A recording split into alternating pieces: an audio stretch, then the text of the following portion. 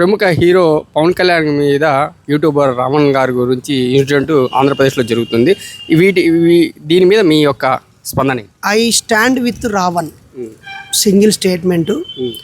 రావణ్ తప్పు మాట్లాడా ఒప్పు మాట్లాడా అనేది న్యాయస్థానాలు చూడాలి. కానీ ఇలా కక్ష సాధింపుగా బెయిల్స్ రద్దు చేస్తూ బెయిల్స్ ఇస్తున్నా కొద్దీ కేసులు మారుస్తూ కఠినమైన సెక్షన్స్ మారుస్తూ అతనిపై చేయడం అనేది ప్రభుత్వం తన చేతగానితనాన్ని ప్రదర్శించడము.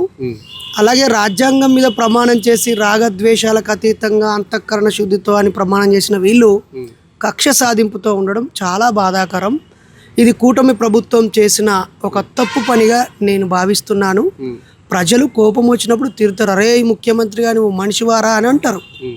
కోపంలో అనే ప్రజల ఆవేదనను దానికి గల కారణాలను అర్థం చేసుకోవాలి తప్ప అన్న వ్యక్తీకరణను చంపడము, ప్రశ్నించిన వాళ్ళని లేదా ఆలోచింపజేసిన వాళ్ళని లేదా ఒకవేళ నోరు జారిన వాళ్ళని ఇలా పగబట్టడం అనేది సిగ్గుచేటు. వెంటనే హైకోర్టు ఈ విషయంలో జోక్యం చేసుకొని సుమోటోగా తీసుకొని అతన్ని విడుదల చేయాలి.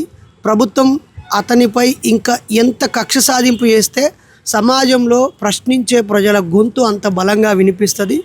రావణ్ ఒక ధిక్కార స్వరం. ఈరోజు ఆయన ప్రశ్నిస్తే అలా చేశారు, 100 మంది పోలీసులను పెట్టి. రేపు అడుగడుగున ప్రశ్నిస్తారు, ఎంతమందిని పెడతారు?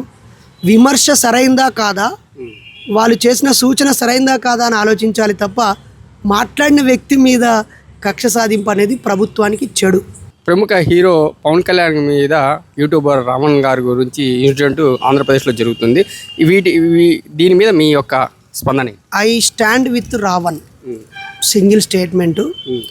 రావణ్ తప్పు మాట్లాడా ఒప్పు మాట్లాడా అనేది న్యాయస్థానాలు చూడాలి. కానీ ఇలా కక్ష సాధింపుగా బెయిల్స్ రద్దు చేస్తూ బెయిల్స్ ఇస్తున్నా కొద్దీ కేసులు మారుస్తూ కఠినమైన సెక్షన్స్ మారుస్తూ అతనిపై చేయడం అనేది ప్రభుత్వం తన చేతగానితనాన్ని ప్రదర్శించడము.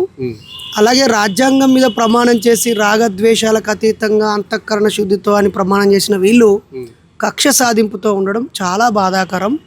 ఇది కూటమి ప్రభుత్వం చేసిన ఒక తప్పు పనిగా నేను భావిస్తున్నాను. ప్రజలు కోపం వచ్చినప్పుడు తిరుతారు, అరే ముఖ్యమంత్రిగా నువ్వు మనిషివారా అని అంటారు.